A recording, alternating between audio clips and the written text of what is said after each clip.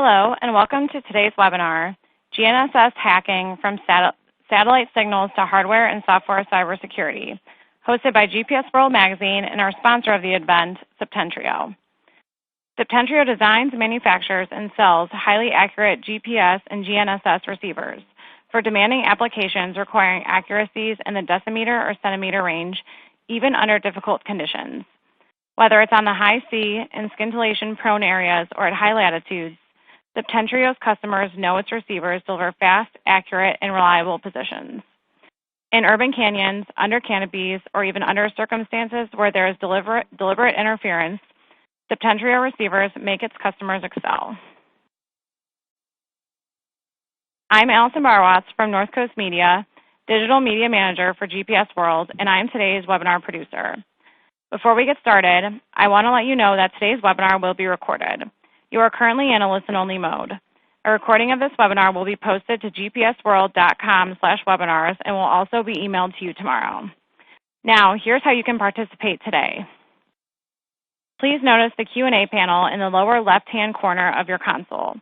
If you have a question, type it in the panel's text box, then click Submit to place your question in the line.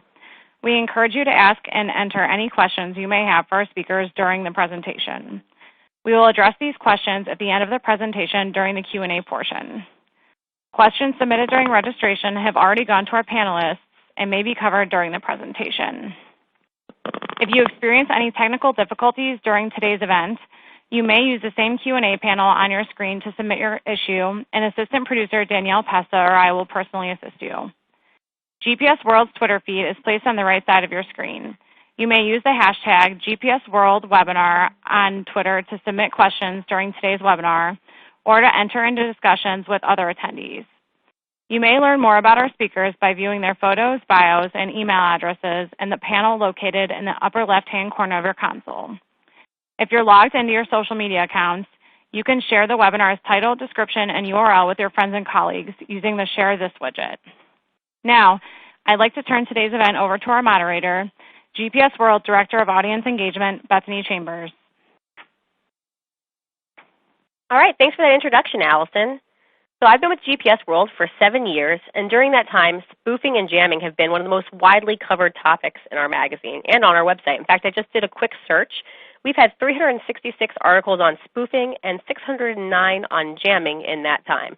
Almost 1,000 pieces of news, research, and insight into just one area of what we do. So this topic is especially exciting to us this month because we're working on our December issue of the magazine, which is entirely devoted to jamming and spoofing, with a cover story written by our contributing editor, Matteo Lucio. You may have read our State of the Industry report back in our September issue, too. That's where we survey you, our readers, and we find out some of the issues that are going to be taking center stage in your careers in the next year. And you did not disappoint us this year. In fact, some of the surprising facts we found were what disappointed us. While we know that anti-jamming and anti-spoofing technology is needed more urgently than ever in the defense sector in particular, only 44% of our survey respondents said that all management levels at their organization understood the role PNT data plays in achieving those security goals. And if any of you are in the 25% who said that primarily technical and operational staff at your organization were the ones tasked with that, or sadly the 2% who said that no one in management understands the role of PNT, well, I hope you can share some of the things that you learn on this webinar with your team back in the office. Now, to get us started today, I'm going to take us through our 4 speakers. We have 4 excellent speakers going today. Gustavo Lopez will be the one who's going to get us kicked off by covering a high-level introduction to spoofing before we head to his colleague, Wim De Wilde, on receiver techniques. Then consultant Logan Scott will take us through signal design and validation, and we'll finally finish up with Jim Barrett, who will offer practical advice from his experiences with applications in the rail industry. Our speakers today hail from Belgium and the United States, all with engineering backgrounds, but our audience, and I've just pulled up the list right now, you guys are joining us from all over the world, a dozen countries I've seen listed here so far, and with more backgrounds than I have time to mention in this brief introduction. So we will try to cover a variety of perspectives for you, from the manufacturing and design side to the end user side, and then we'll be taking questions at the end. So definitely if you have those, you can start submitting them through the Q&A, and Danielle will put them in line for us, and we're looking forward to hear what you have to learn from this. So now, without further ado, I'm going to pass this over to Gustavo Lopez. Gustavo is the Market Access Manager at Septentrio. Since joining the company, he has held different R&D and product management roles and has been involved in some of the most effective and innovative, reliable technologies used in demanding and critical applications. He holds a Bachelor of Computer Science degree from Monterey's Technology Institute and a Master in Business Administration from the United States Business Institute in Brussels. At this time, I'll turn this over to Gustavo. Gustavo, the floor is yours. Thank you very much, Stephanie. So indeed, we wanted to bring a webinar that will talk about security and the different elements of security, not only, of course, the interference or the jamming side or spoofing side, but also we wanted to briefly mention a few elements which are also quite important in the cybersecurity part of the hardware and the software elements in GNSS technology. Let me actually start with two important elements when we are talking about security. One is the feeling and the other one is the reality. What do I mean by this is that many people believe actually that their system is secure and that everything is working fine, that their integration is quite secure, but actually the reality is that it might be that they are using components that are not secure enough for what's happening in reality. We get to see much more threats. So it's very important that these two components are basically together. You need to make sure that you have reliable technology that is the reality, and then you have, of course, a feeling of security behind that. As you mentioned already, Septentrio is indeed a company working in basically high accuracy GNSS market. Our main focus is, of course, to bring reliable positioning, and something that we have, and actually we have, and we will talk about it today as well, is some very interesting technology in anti-jamming and anti-spoofing, and this is actually some very key technology that we have in our products as well. And of course, we also put a very important emphasis on the security elements of our hardware and software side as well. We work in different types of markets, all the way from machine control all the way to UAV and robotics. And basically, our goal is to make sure that our customers' integrations are reliable and definitely secure for the different applications that they have in the field. But let's go back to security. Why are we talking security here? Basically, what we get to see is that GNSS is used more and more in different critical applications. I think we know already basically the timing market is basically where GNSS is being used for basically transactions of financial or banking type of applications or use cases. So therefore, of course, it's quite important that you have a secure system. But there are other industries as well, other use cases. We get to see, of course, use cases such as telecom, as basically power stations, and even basically monitoring of seismic, monitoring of dams or mining type of applications where the importance of security now is very high as well.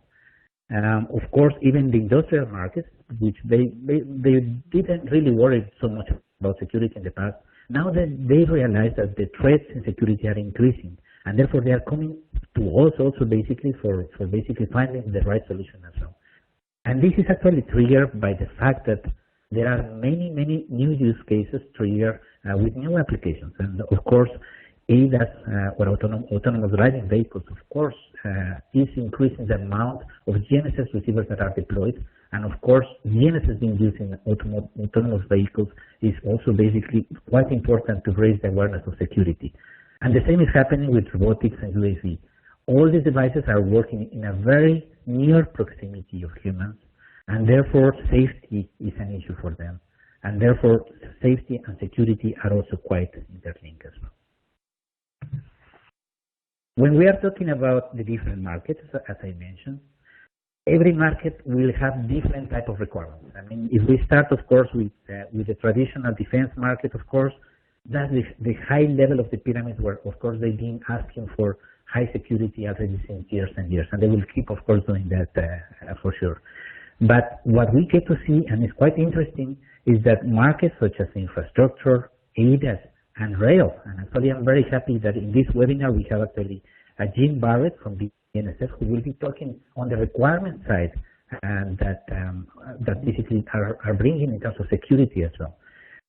So all the different types of markets, even basically the markets such as robotics, construction, etc., they realize about the threat and they are increasing their awareness and security and the requirements as well. So it's very important to see this trend as well lately.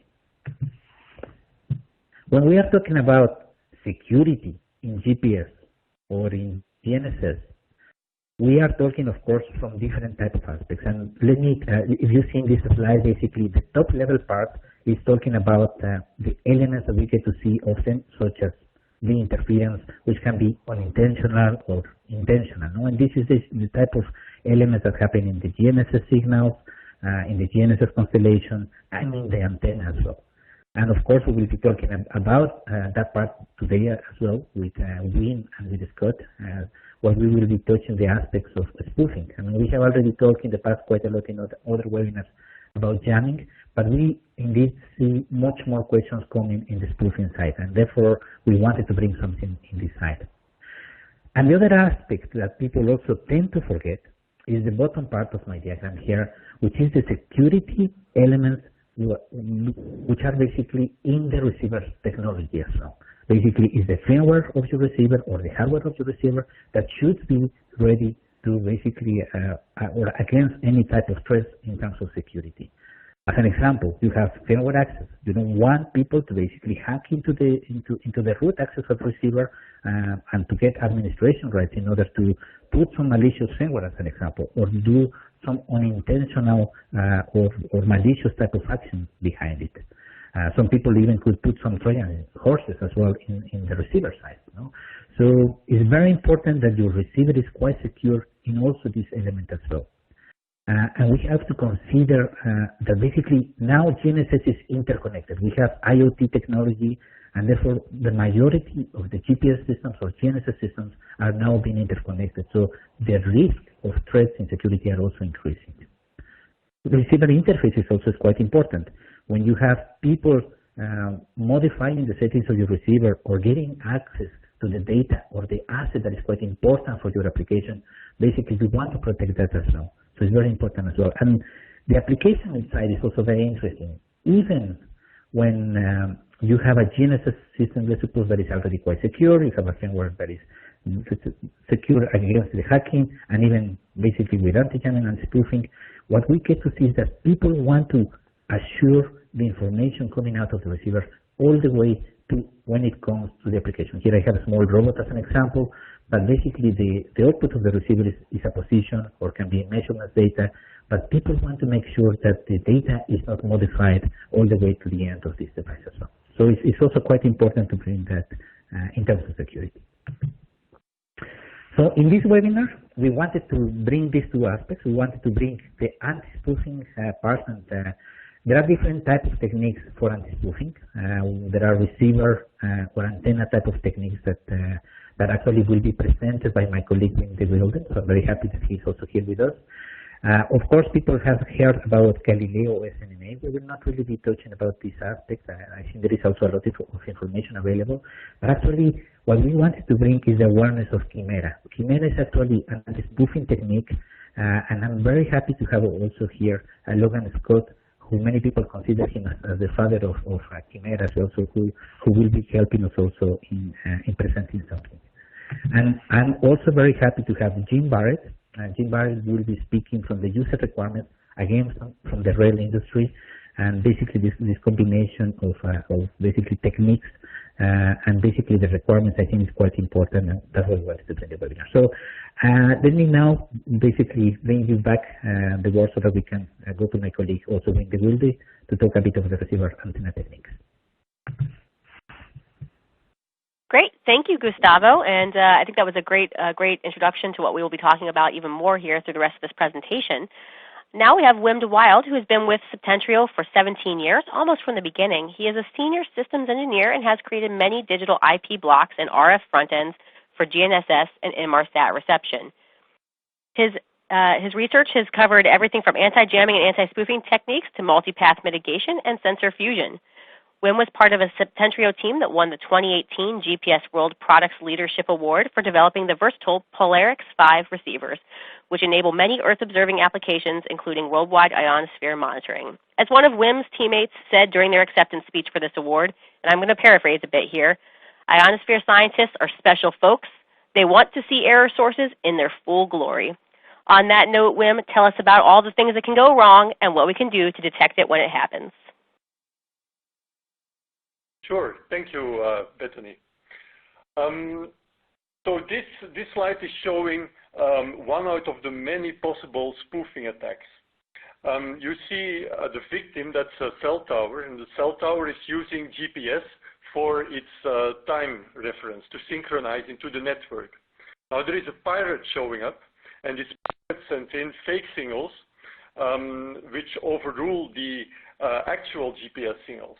And in that way, it's possible to hijack the output of the GPS receiver and, for instance, shift its time. And if you introduce a timing offset, then the network will be messed up and you could shut down communication in the area. Other spoofing attacks will rather focus on tampering with the position, and there's many flavors. So sometimes people will also be able to block the signals from the authentic satellite because they have access to the antenna and so on and so on. In fact, these kind of attacks can be set up fairly easily and also in an inexpensive way. All you need is a PC, which could be a mini PC like Raspberry Pi, and a software-defined radio. Software-defined radio, that's a device which is capable to convert baseband samples which come over USB cable onto an RF carrier, which can be tuned in a very wide range. And the signal can be the GPS signal, and the carrier can be the GPS carrier. So in that way, you can just send out a fake GPS signal. There is open source software available to produce these sample streams, even to stream it in real time. And there's also lots of tutorials on it. So if you Google GPS SDR SIM, then you will see how to do this. These software-defined radios, they can be purchased from lots of websites. They're about $150 to a few $100. If this is too expensive, then there is also a much cheaper solution, and that's to use super speed USB to VGA dongle. So this actually has video digital to analog converters to generate video signals, but you can manipulate it such that you're using the harmonics of this video signal, and you use this GPS generation software, and you make sure that the harmonics land on the GPS carrier, and in that way you can also set up an extremely cheap spoofing attack. So if you want to know more about that, search for Osmo FL2K. Fortunately, in their vanilla version, these software-defined radios, they have many defects. So they're just generating GPS L1. The signals are inconsistent, so you have code carrier drift. The clock is usually not the best. The spectrum will not look like regular spectrum, and so on and so forth. So if you make our receivers like the Mosaic module digest a signal like that, it will do a number of checks, and it will detect that someone is trying to spoof it, and it will flag this to the user. So you need to do something better. You could upgrade the software and spend a year in doing that, or you can buy a high-end GNSS constellation generator to have a very good signal which contains all possible signal components. These simulators even include emulation of the military signals, all cleanly generated. But still, if you relay this to our receivers, the receiver will typically remark some subtle defects, and it will still flag usually that the spoofing attack is going on. So you can do really a lot to find artifacts in the signal. So you can go for one thing better, and that's just re-radiating the actual signal, because then if you do that, well, there's nothing as good as the actual signal. It's perfect. So with the re-radiator, you do this by having a GPS antenna, then an amplifier, and then you rebroadcast it. So if this signal goes into a receiver, which has a generic AGC, then it will typically have not much ways to figure out that this kind of attack is going on. particularly if you start also blocking the authentic signals and so on. So this is a really difficult case. And it's actually fairly easy because all you need is some RF components, some antennas, maybe an amplifier. This is actually a spoofing attack which we have seen in our support logs. It's unintentional spoofing. So these re-radiators are often used in production and maintenance halls to test GPS-enabled equipment. And often they're not well adjusted and they radiate way too much. So they're there to test it indoors, but usually they, or sometimes they also radiate outdoors, and they can really offset the position to an unacceptable level for many applications. So, well, it seems that this is pretty hard, but there are ways to deal with this, and that's to use physical properties of the signal. One of those is polarization. So the GPS satellites, they transmit electromagnetical waves, and if you look at the electrical field of the wave, then it will be rotating as it travels to Earth. So if you look on top of the GPS antenna, then you will see a field vector, an electrical field vector, which is just rotating. And an antenna, a typical GPS antenna, it has these dots, what you call feeds, which will decompose this rotating field in a sine wave and a cosine wave, just a Euclidean. And then inside the antenna, you have a small well, electronic circuit called a hybrid, which will shift one of these components and put it on top of the other one and make the antenna sensitive to the right-hand circular polarization of the satellite. So you could wonder, well, is it also possible to receive the opposite polarization? Well, obviously it is by just shifting the signals the other way. If the vector turns the other way, then yeah, you need to delay the sign and add it.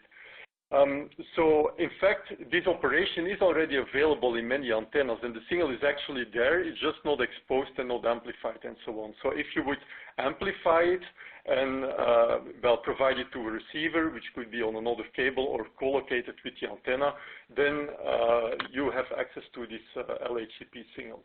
So how can this help us?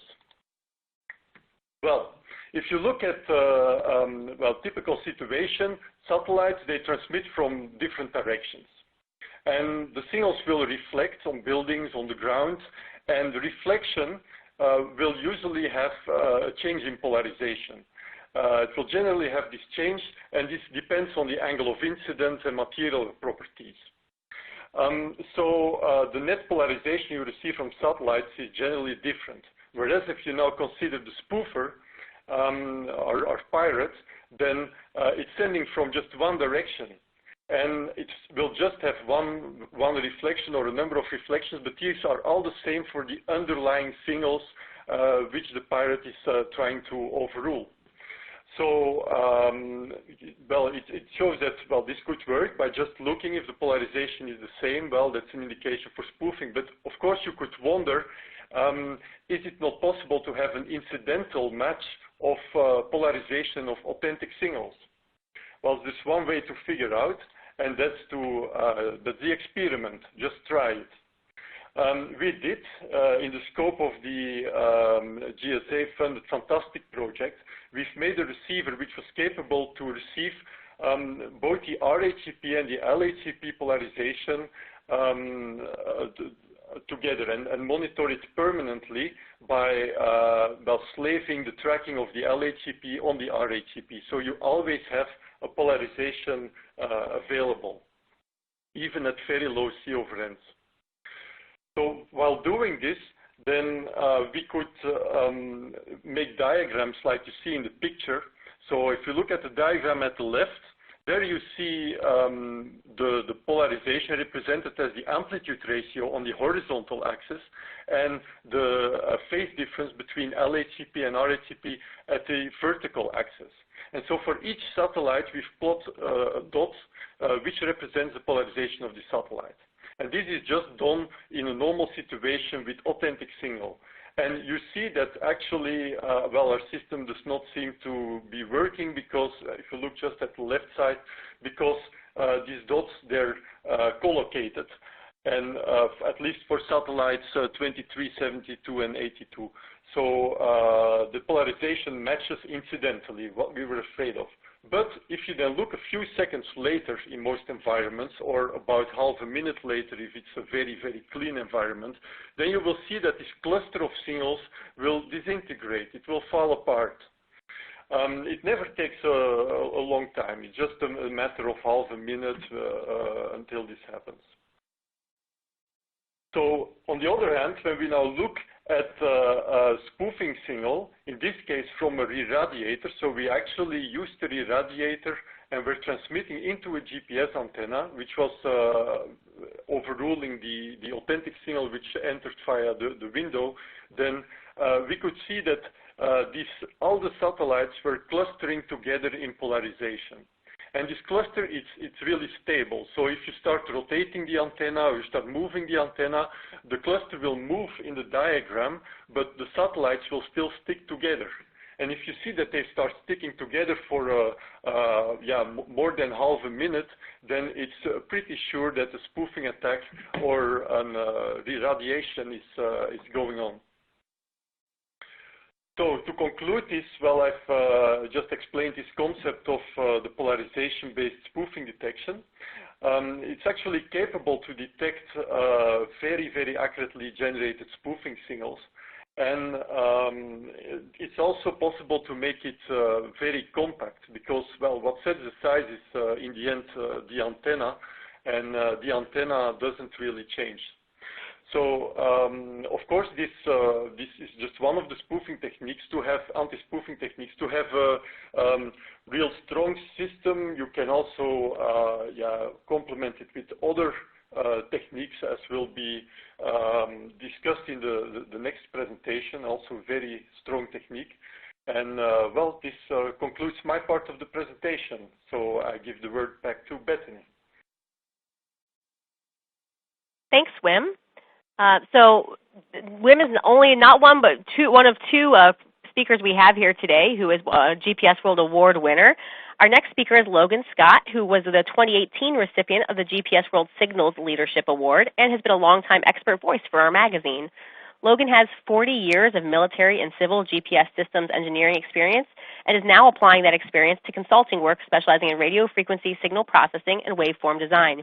He's co-founder of the Lone Star Aerospace, an advanced decision analytics company located in Texas. But don't be fooled, he's actually currently a resident of Fort Collins, Colorado. Logan is a fellow of the Institute of Navigation, and he holds 43 U.S. patents. When you hear from Logan today, I think you'll see why he was one of our GNSS Leaders to Watch list, but way back in 2006. The floor is yours, Logan.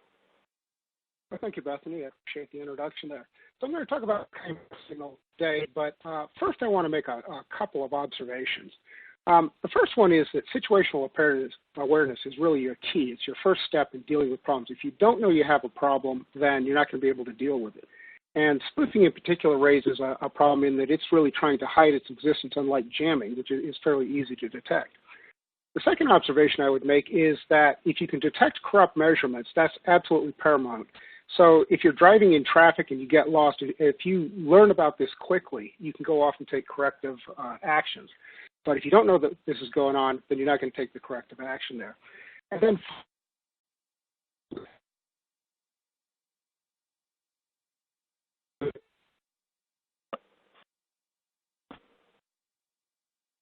look at this. Logan, I think we lost you there for just a second. Are you back on the line? Hello? Hello? Am I here? Now we can hear you. Okay. So if we talk about an aircraft, the GNSS is primarily being used to align the inertial on that. And so one thing that you might do in your measurement incorporation process is wait until the measurements are fully authenticated. So that's one option there. If we're talking about an atomic clock, similar situation. We're using that to discipline the clock, and what we might want to do is wait until the measurements are fully authenticated before we put them in there. So that's one option. But the other possibility is that you can create a system restore function and back out corrupt measurements. Basically what you do is you maintain multiple solutions, some where you've incorporated the GNSS measurements and some that you haven't. And in computers, we do that all the time, where when we do a major update, we create a system restore point, and so if things didn't go well, then we can back it up. But this only works if you know that there is a problem. And so let's talk about the Chimera signal now. Basically, this is defined in the ISAGTE 100, and I've got that posted out the internet at that GPS expert site. And it's an experimental signal. It's a security overlay that is going to go on the L1C signal. And basically what it does is it signs messages. So basically it allows you to authenticate the data that's coming down from the satellites, telling you where the satellites are. But also it has a watermarking feature in it that allows you to authenticate the pseudo-range. In other words, your range measurements to the satellite, you can demonstrate that those really did come from a satellite there. And so this next chart is a little busy, but the key point here is that we're signing the data using an elliptic curve digital signature algorithm. And then we take that and use that as a marker key generation process. And those markers are actually at the chip level. So they're very hard to see for somebody sitting on the ground without a high gain antenna. And then also we have an additional element, which is the so-called fast channel. And the deal on this is that the keys changes every 6 seconds. And if you have access to internet or some other communication source, you can use these as well. So let's talk about the markers a little bit. The watermarks are really hard to forge because they're buried under thermal noise. These are basically chips that are changed, and we don't tell you what the keys are until some delayed time. And so on the slow channel, the key is changed once every 3 minutes, and we only tell you what the key is after it has changed. And so the advantage this provides is that you do not have to have secure key storage in your user equipment. And this is really one of the core problems in most military equipment is how do you hold on to keys securely?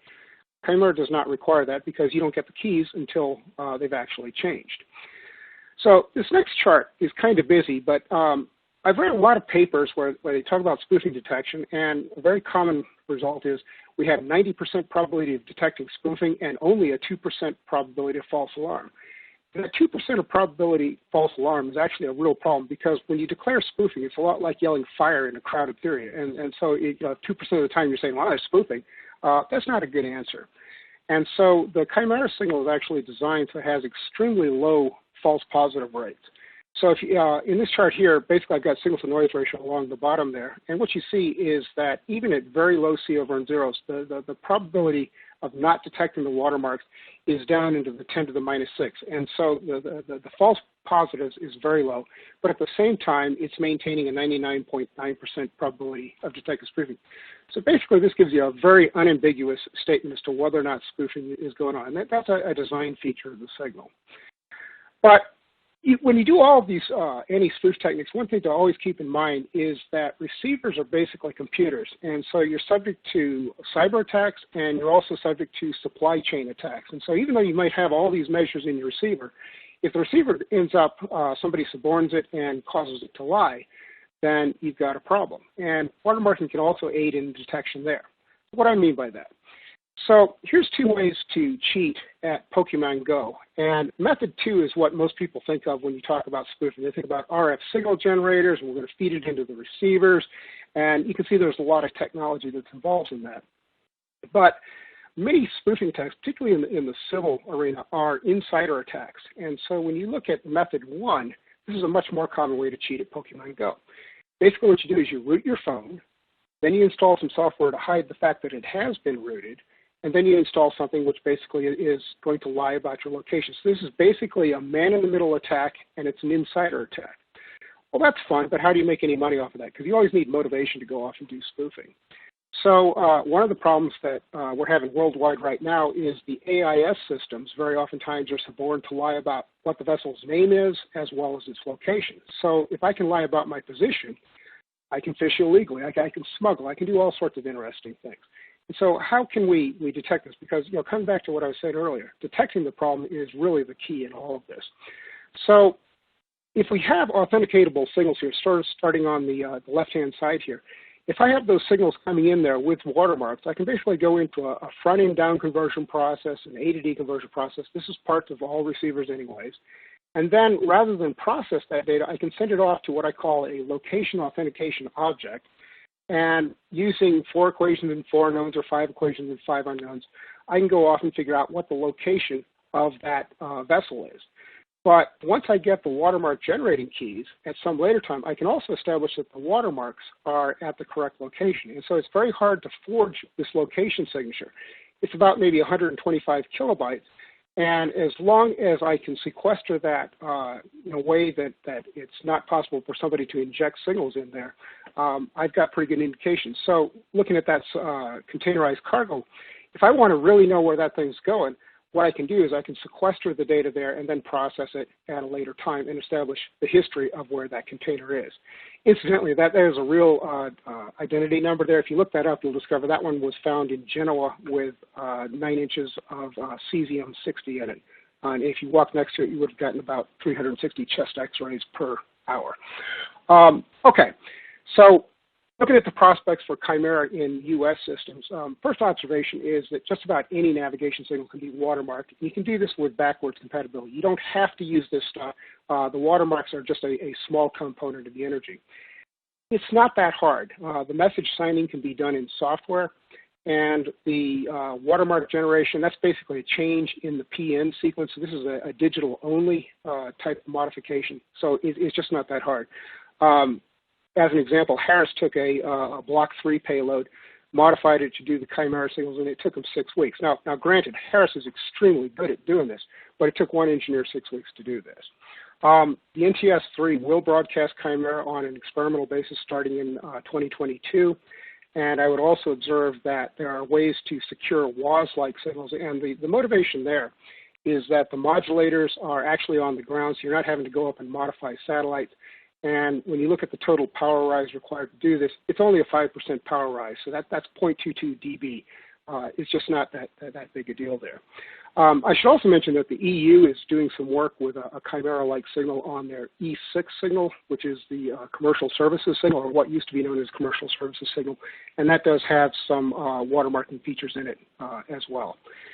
So in closing, one thing I do want to leave you with is that spoofing detection is going to become more important. Not only is it becoming easier to spoof now, but a lot of these signals are going into artificial intelligences, autonomous vehicles, things along those lines. And for them, perception is reality. And so the example I'll leave you with here is Microsoft put this Tay AI chatbot out on the internet. And the idea was it was going to be this kind of sweet girl chatbot. And it believed everything it saw on the internet. And within 10 hours, it became this incredibly racist, hate-filled thing. And they actually had to take it off the air. So the lesson to be learned from that is that AIs don't necessarily have a lot of common sense. And so if you've got spoofing going on, you need to be really careful in how you incorporate that. So with that, I'm going to turn it back to Bethany, and we will continue on. Great. Thanks, Logan. And I see a lot of great questions coming in from the audience. If you were sitting on some questions there, or you've already thought of some questions while you've heard from Gustavo and Wim and Logan, please go ahead and submit those through the Q&A. And if you want to direct those to a person in particular, put their name in it, and I'll make sure that we get to those in the Q&A section if we can. And if not, those will go to the speakers after the fact for some email follow-ups. Our final speaker here today is another Texan, Jim Barrett, who is down in Fort Worth, Texas. He's a senior consulting systems engineer for BNSF Railway Company and has more than 25 years of experience in the railroad industry. He's been with BNSF since 2007, where he manages the special project and positive train control systems architecture design. Jim is an active member of the EU-US Cooperative Working Group Committee Resilience Subgroup, Association of American Railroads Railroad Electronics Standards Committee, and Vice Chairman of the AAR Wireless Communication Committee. Several of our colleagues saw Jim give his presentation at ION in Miami a few weeks ago, so we're happy that he agreed to join us today. Take it away, Jim. All right, thanks, Bethany. So my presentation, I will cover GNSS integrity, cybersecurity, and challenges as it relates to the rail industry, as a end-user perspective. So you're thinking, why do the railroads care about GPS, or how does GPS impact the railroads? Well, here's several articles from earlier this year, and as you can see, outages could cost or have a big impact on all industries. 30 days, upwards to $45 billion. One of the things we saw over the summer with the European Union, Galileo, where we had an outage for 4 days. So that's concerning to us. And also, rollover week caught up to us earlier this spring. We had more than 1,000 trains across the industry that were stopped. This was a result of just legacy receivers with outdated firmware. One of the most important roles of GPS in the rail industry is positive train control. So positive train control is an overlay system that resides over hardware and software as mandated by the rail industry, Safety Improvement Act of 2008. So PTC is intended to prevent train-to-train collisions, overspeed derailments, train excursions into established work zones, and movement of trains through improperly aligned switches. And so those who haven't seen PTC or are not familiar with PTC, I have a short video that'll give you a little better perspective.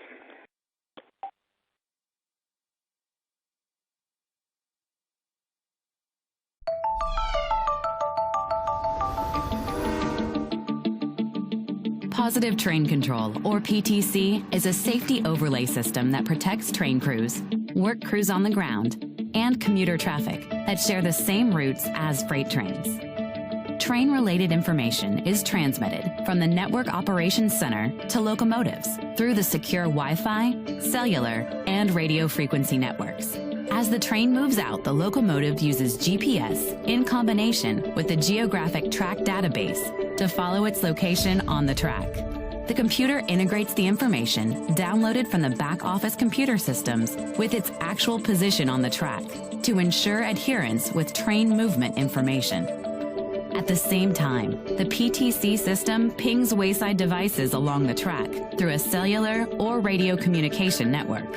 As the train moves, the onboard computer constantly calculates a warning and braking curve based on the makeup of the train, its speed, speed limits, signals, switch positions, elevation changes, and work zones. PTC provides an onboard warning if the train moves within the warning curve of a potential violation. If the locomotive engineer does not respond and adjust train handling before reaching the braking curve, the PTC system stops the train. As the leader in PTC technology, BNSF Railway is running hundreds of trains daily with PTC protection across our network. BNSF is currently working on interoperability with other commuter and freight rail companies.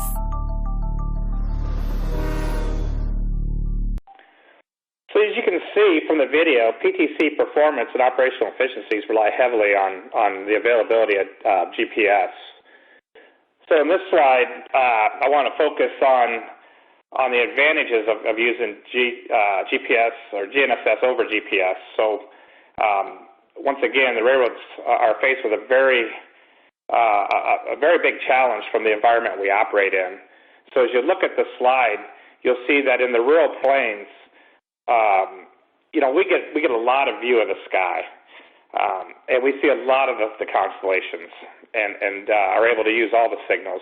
As we get into dense urban and mountainous terrain, you can see in the chart here that we get a lot of the view blocked, and due to masking, and so the available satellites, especially GPS alone, drops considerably. In this case here, and this is a snapshot out of our scenic sub, you can see that we get down to about 2 satellites.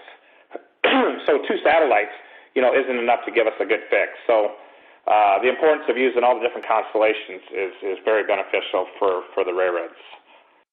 Unfortunately, hang back a second here. So one of the things we're doing is actually moving into a higher precision GPS system where we can take advantage of the constellations that are available and other components within the precision navigation module to to help us out in this area. So this slide outlines the precision navigation system we're currently deploying. As you can see in the box down in the corner there, we have a embedded GNSS receiver, and that's a Septentrio Aster X M2.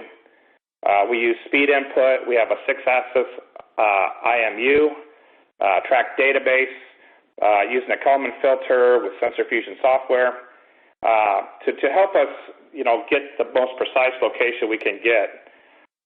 We also use RTK base stations that we're deploying to be able to send correction signals over to the rovers or locomotives or other devices that we have that can utilize RTK. Currently, the RTK reference stations we're using will also have Septentrio receivers.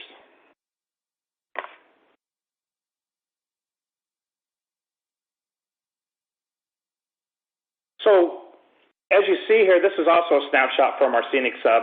As we start looking at all the signals that are available, you can see what we use and actually track with that are down on the blue line there. As we go underneath the bridge, we lose signal, as you'd expect. As we get in mountainous terrain, we start losing the amount of satellites that we can use. And then we also have an 8-mile tunnel. So as you see there, the waterfall marks, we actually completely lose signal through those marks. Now, this is all good, with the exception that regulatory issues limit what we could do with the satellites that we can use. So, as most of you know, at least in the U.S., the FCC limits us to using just GPS and Galileo. We are currently working on doing some testing where we can hopefully get some results that we can go back and request from the Federal Railway Administration used to use GLONASS and Baidu for augmentation purposes. So once again, even though all the signals are there and it would help us out tremendously,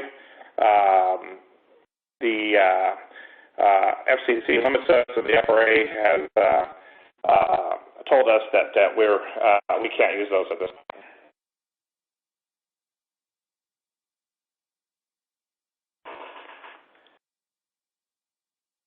So one of the things that we're doing, and this is actually a joint effort here with Alaska Railroad and with Leidos, Septentrio, and the Naval Information Warfare Center, is we're setting up a test to try to run through all the different spoofing, jamming, interference test case that we could assemble. So we'll have a test setup that runs automated test scripts into the two simulators, which will then pass that simultaneously on to two GNSS receivers, one being the unit under test, one being a truth reference. That information then will go into a data logger and pass it on to the NWIC Global Navigation Analysis tool. And hopefully with all the test results and everything we get back, we'll be able to take that information back to the FRA and get a waiver to use all constellations, at least for augmentation for spoofing and jamming.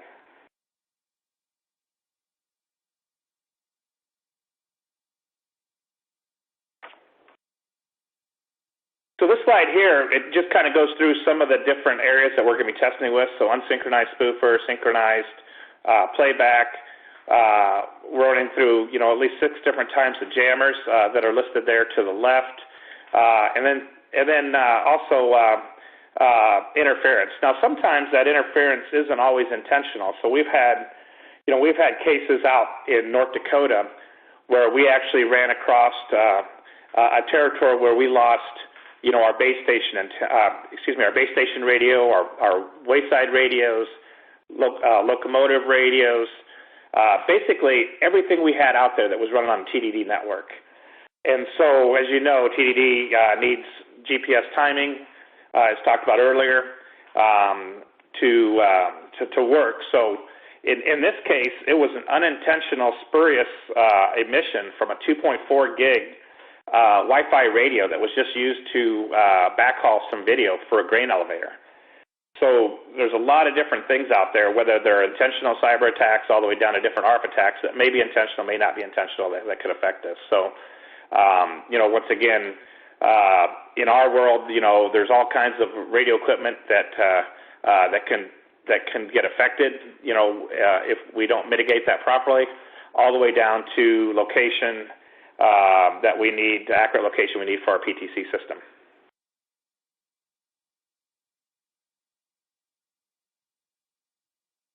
So one of the things, that we're doing as a railroad is trying to leverage, vendor tools and what's out there as far as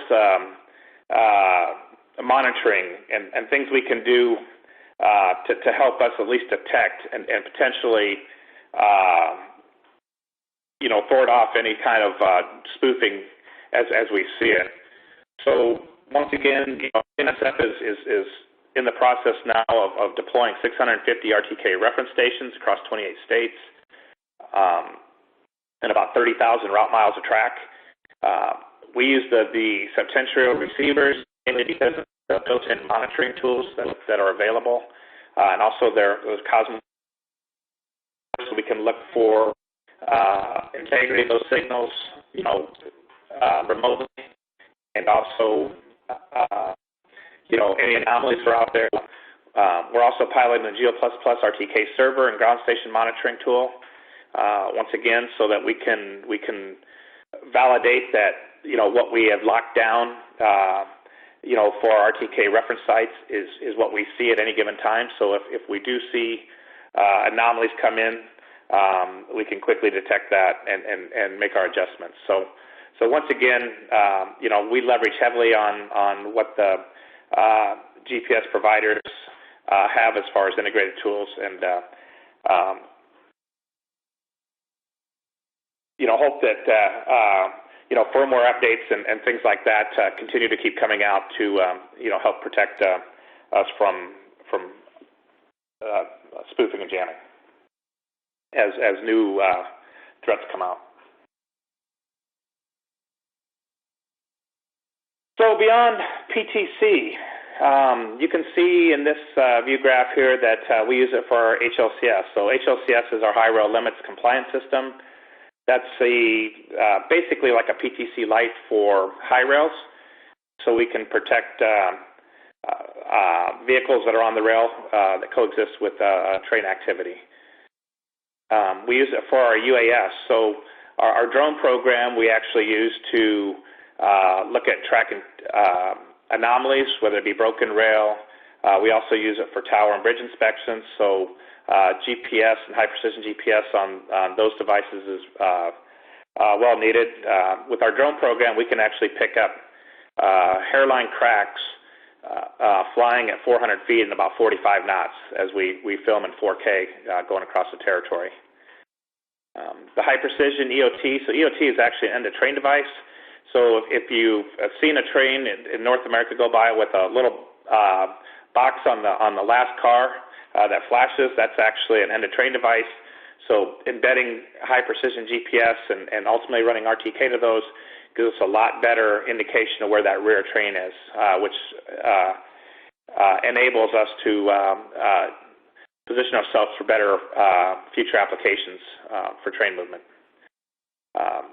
Down the lower corner there, geometry cars. So the geometry cars are cars that we send over that actually look at rail gauge and look for anomalies in the track also. So the ability to put time and location stamps that are very accurate when we find the anomalies helps out considerably when we send work crews back out there to make those repairs. And then last, the worker protection project we're working on. So as you see there's a hard hat. We're actually looking at embedding high-precision GPS in there, sending RTK corrections to it in order to keep the workers more safe and out of train movement as we run trains through a work zone.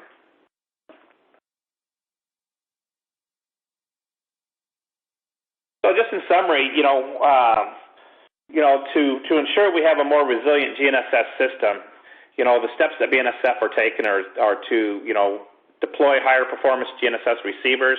Once again, what we have out there now are old Garmin 15s. They're just 12 channels, so this is a huge step up for us. Deploying the monitoring tools, both at our base stations and on our rovers, our locomotives. And then ensuring that we keep up and with all the receiver firmware updates. And one of the bigger things is we actually use a dedicated RF channel for our PTC messages and RTK corrections going over. So by using proprietary waveforms and proprietary protocols, we hope to mitigate as best we can any opportunities to spoof or jam the RTK. And then for us, we're always open to new opportunities. And so as ARAIM becomes available, potentially encrypted RTK, and as I listen to more and more of these presentations, we're open to new suggestions as they become available. So with that, Bethany, I'll pass it back to you. Thank you, everyone. Great, thanks, Jim. And at this time, we are going to go into Q&A and take some questions from the audience. We had quite a few submitted at registration, and more coming in here now through our Q&A tab. Don't be shy. Share your questions. All good questions here, and we have some great people on the line to answer them today. So I think this is, with the latest spoofing attacks in the Strait of Hormuz making the international news, we really couldn't have a more timely topic than to have this today. The very first question that actually came in at registration, I think actually kind of aligns with this, and this comes from Akira in Tokyo. He asks, how common is GNSS hacking in the world? So I'm going to give that over to you, Gustavo, to get us started. Thank you. Actually, it's much more common than what people think, and I think as basically our speakers and also what we get to see in our support lines is that we get to see different types of hacking. Of course, the spoofing is something we get to see, but in terms of hacking the receiver, it's mainly concerns that we get to see. And you have to think that GNSS is being used now in volume, and if you think actually the more hacked type of GNSS receivers are actually the ones that are in our telephones and basically the mass type of GNSS technologies. But basically now this is changing in the market as well, because GNSS is becoming part of many other elements, especially also RTK type of systems are becoming parts of different types of applications. So surely the threats are increasing as well in that side. Great. Thanks, Gustavo. I think that's a great introduction, especially for some of our folks on the line who may be newer to the business. The next question came in for Wim, and this comes from Abdel Rahman in Alberta, Canada. How long does it take to detect spoofing or hacking, Wim? Well, that depends a lot on the kind of attack. It depends on a number of things. So if all the satellites are spoofed with this example I showed with these 3 radiators, you can see this imminently. It's within a second you know it's spoofed. On the other hand, if you just have 2 signals which are taken over, and if these are then fairly weak, then it can take a longer time to figure out. But with this method I discussed, it's typically within half a minute that you can have confidence that it's actual spoofing. Also with other methods, it depends from method to method. Some methods require quite a while, others are almost immediately working. That's a great, and that actually leads into a question from Enrique in Madrid about how effective are the spoofing detection techniques that are not based on authentication. They vary, and some can be manipulated. Yeah, Logan, this is your area of expertise. Why don't you start us off on that? Well, there's a lot of techniques that have been proposed and developed, and some of them are quite reliable, but they have false alarm rates. Others have issues with if somebody wants to go off and do an attack on the anti-spoof, they can actually make it trigger and say, there's spoofing there, when in fact there is not. And then the other thing is that it really depends on your environment. So let me give you an example of a really good anti-spoof technique that is fast and effective and cheap. Sherman Lowe out at Stanford has been looking at using the vibration spectrum measured by the accelerometer in cell phones, specifically Android phones, and comparing that with the vibration spectrum that you get from your phase lock loop measurements. And what he's found is that if you don't see a strong correlation between those and you're in a moving platform, that's a very strong indication of spoofing. So if you're in an airplane and you're trying to detect spoofing, you might just look at vibration spectrum. So it also depends on the kind of environment. Another issue that you get into is, particularly if you're talking about timing systems, now you're talking about a single unit at usually a well-known location there, and so the attacks can be much more subtle. So there is no one answer to this question. It really depends on the environment and the application in which you're using the receiver. Bethany? Yeah. Yeah. Go ahead, Wim. Yeah.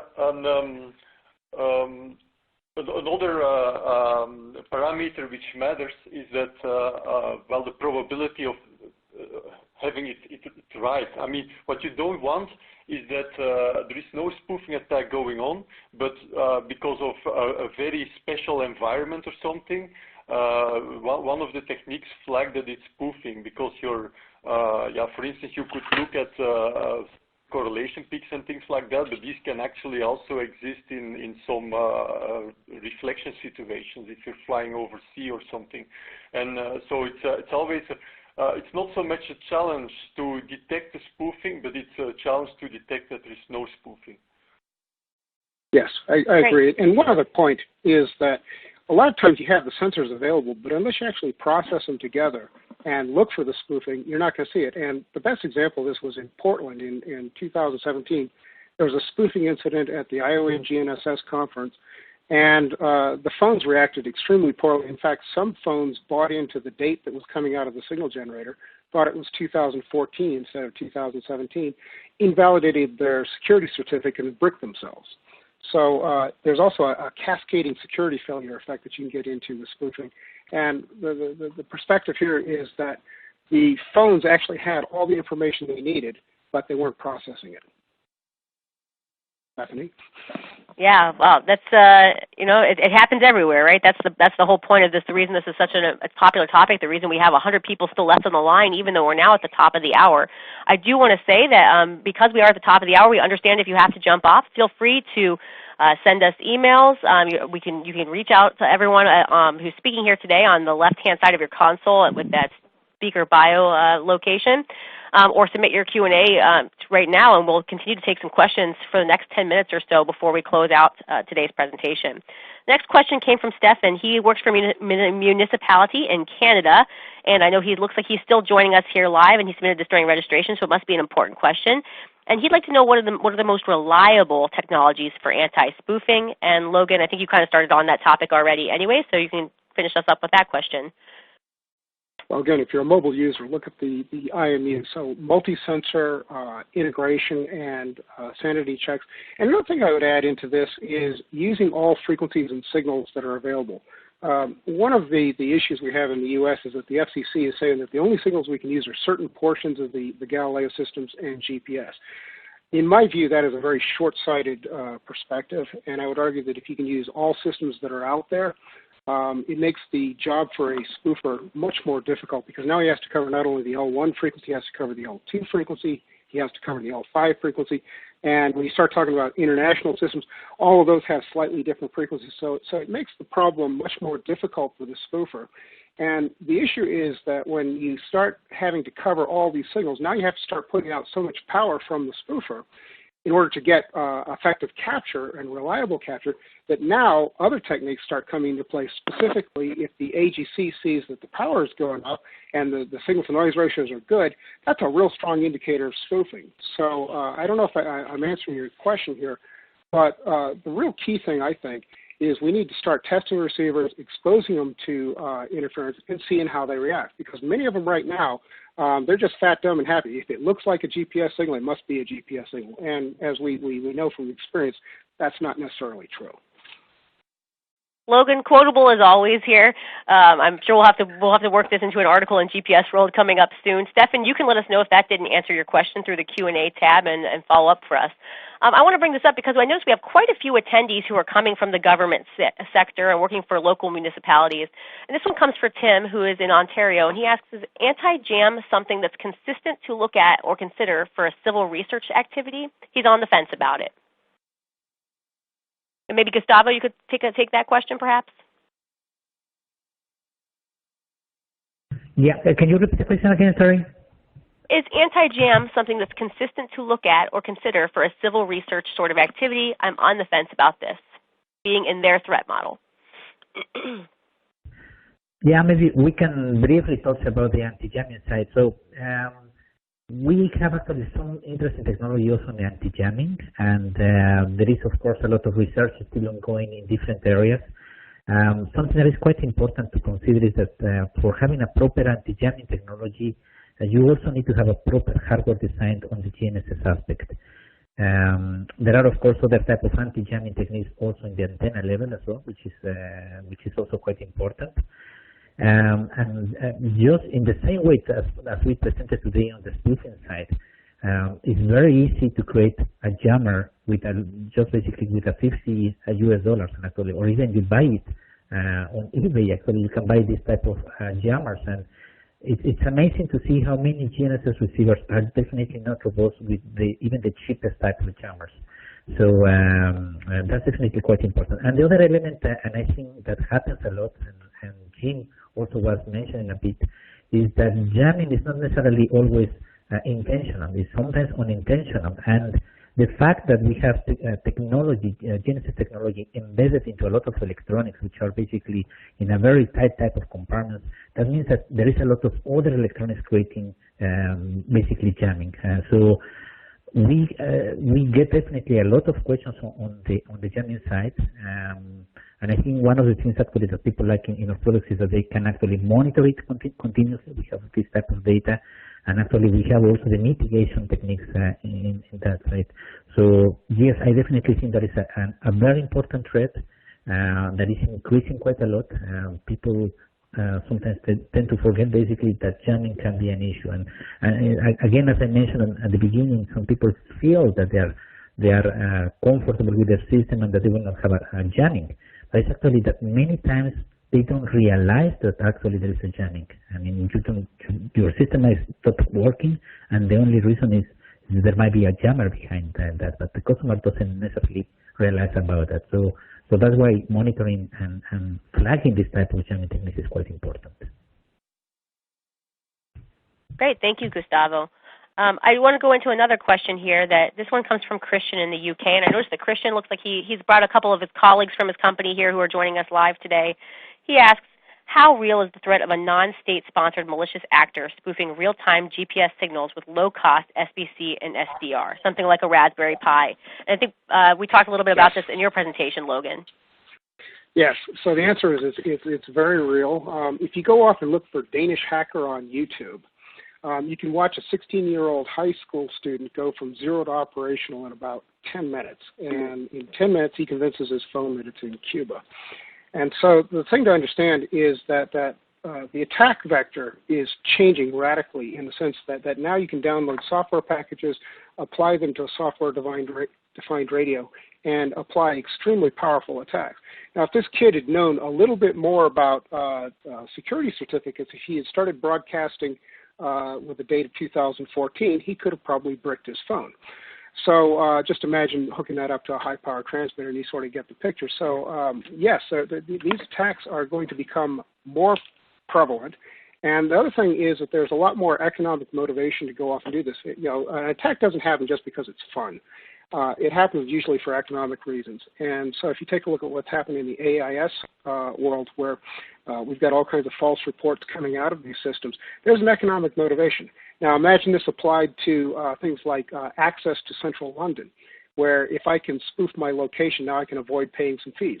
Well, the spoofers are actually out there. They're in the $100 to $200 range there, and they're pretty darn effective. So yeah, I think it's going to become a problem. But also, let me finalize this by saying the cyber is also a very important one, and that's perhaps the more important issue to deal with. And a follow-up question from Christian, and this one I think, Wim, you could answer because you talked a little bit about this.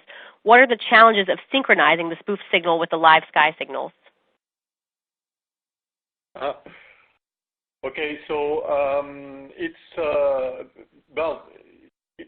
it's not just out of the box. The synchronization, there's several ways to do that. If you just press a button to let the spoofer start, then it will not work very well. But there is an easy trick which was presented in ION a couple of years ago by Skydal. What you do is you first advance the signal, and you make it run on an oscillator which is slightly slow. And so then gradually you will move towards the actual signal. And if you know the position of the antenna, it's not that difficult to make it match at the time and just pull all the signals away altogether. So that's one way of doing that. Things like using network time, if available in your computer which you're using, that's still not extremely accurate. It's millisecond level up to 100 milliseconds even. You should consider to really be effective. You should try to have the timing right to the GNSS chip level. That's 100 nanoseconds to 1 microsecond. But this sliding away attack, where you gradually move the timing, will be capable to do this. There's also other methods. Maybe Logan, you want to add something?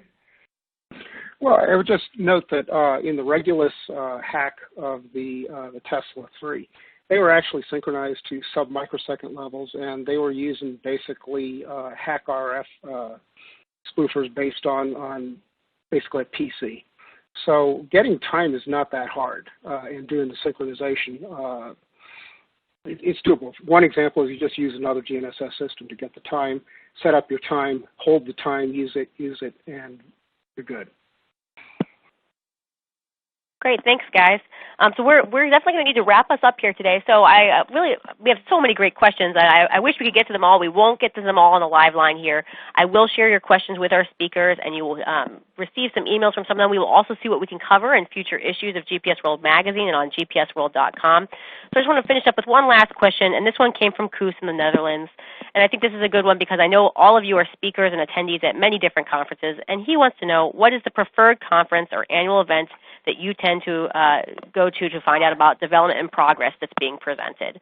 So let's start with you, Jim.